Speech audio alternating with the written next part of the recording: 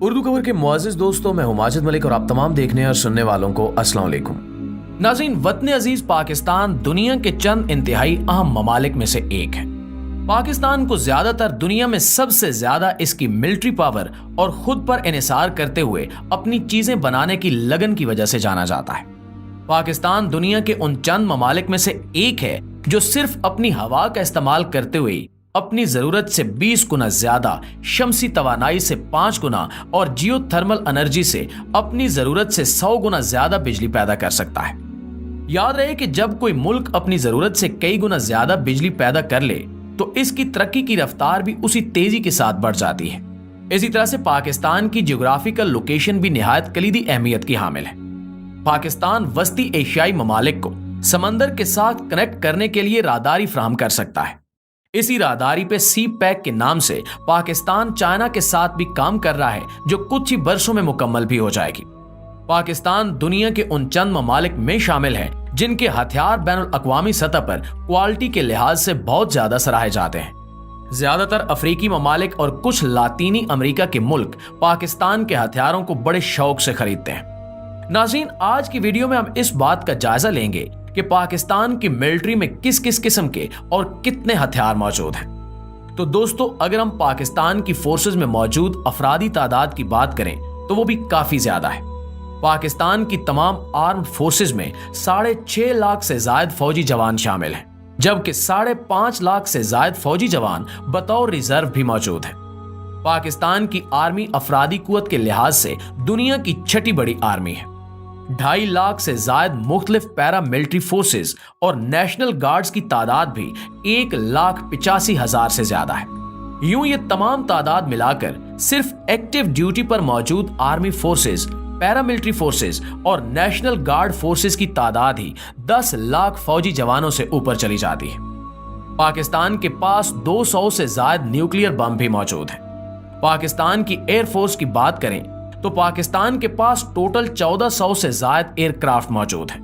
ان میں سے 363 فائٹر طیارے ہیں، جبکہ ڈی کنیکٹڈ اٹیک طیاروں کی تعداد 90 سے زائد ہے۔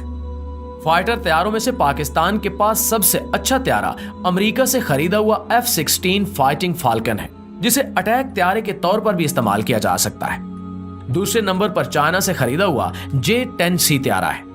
تیسرے نمبر پر پاکستان اچھی خاصی تعداد میں چائنا کے تعاون سے مقامی طور پر تیار کردہ اپنا طیارہ JF-17 تھنڈر استعمال کرتا ہے۔ چوتھے نمبر پر پاکستان کے پاس 3rd جنریشن کے معراج 2000، معراج 5 اور F-7PG جیسے طیارے بھی موجود ہیں۔ معراج اور F-7 سیریز جلد ہی ریٹائر ہونے والی ہے۔ اس کے ساتھ ساتھ پاکستان معراج 5 اور دیگر طیاروں کو بطور بمبنگ طیاروں کے بھی استعمال کرتا ہے۔ پاکستان کے پاس ٹرانسپورٹ طیاروں کی تعداد تقریباً 60 ہے۔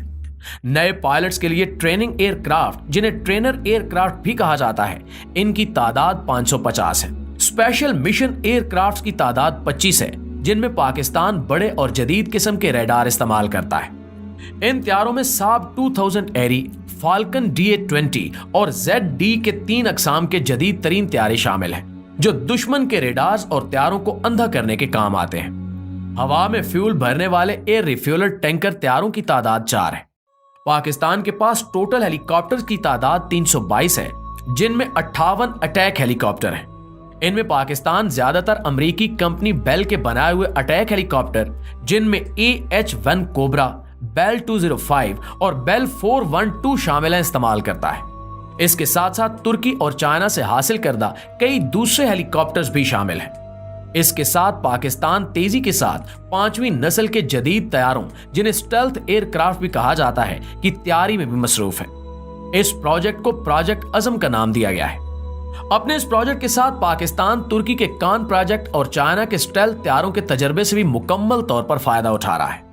طیاروں کے ساتھ ساتھ پاکستان تقریباً 1200 سے زائد ڈرونز بھی رکھتا ہے، جن میں زیادہ تر ملکی سطح پر تیار کیے جانے والے ڈرونز ہیں، جبکہ کچھ ڈرونز چائنا اور ترکی سے حاصل کیے گئے ہیں۔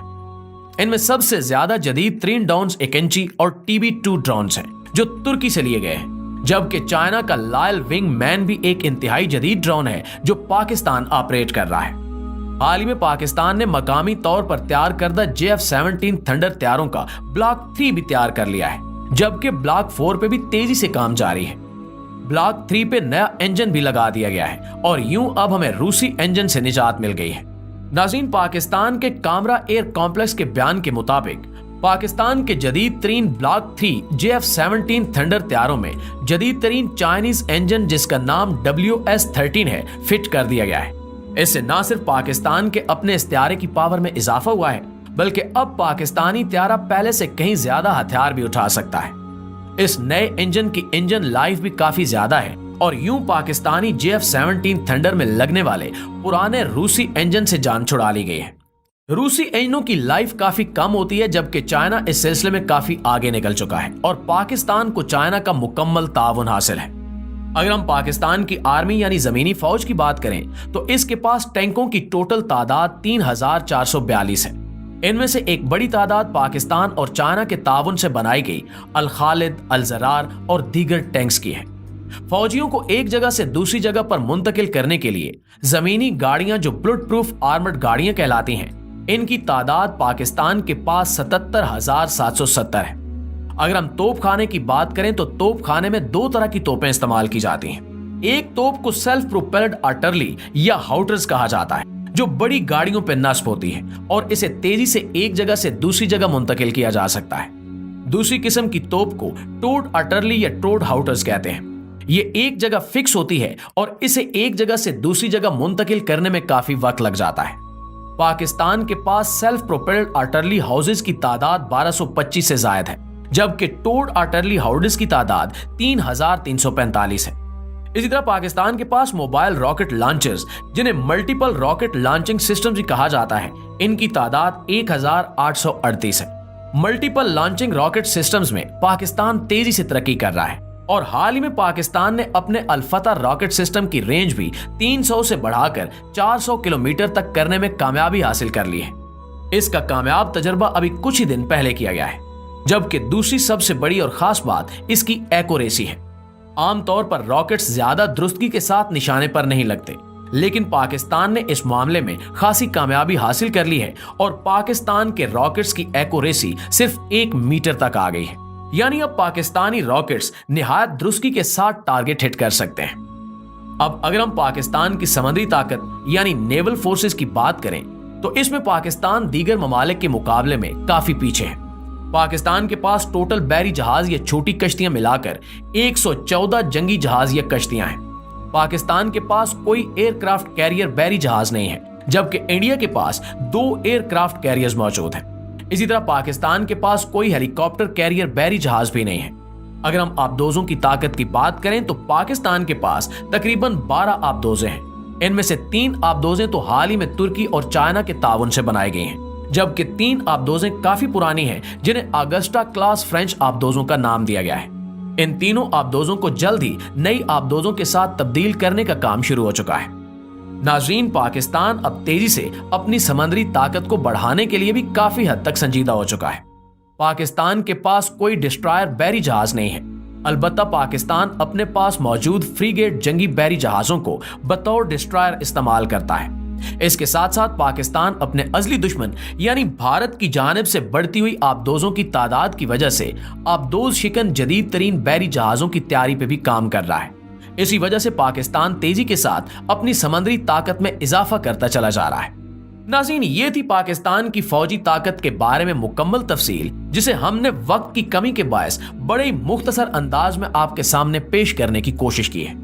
अगर आप किसी और मुल्क की फौजी ताकत के बारे में तफसील से जानना चाहते हैं तो कमेंट्स में अपनी राय का इजहार जरूर कीजिएगा। इंशाल्लाह आपसे मुलाकात होती है अगली वीडियो में। तब तक अपना और अपने प्यारों का ढेर सारा ख्याल रखिएगा। अल्लाह निगहबान।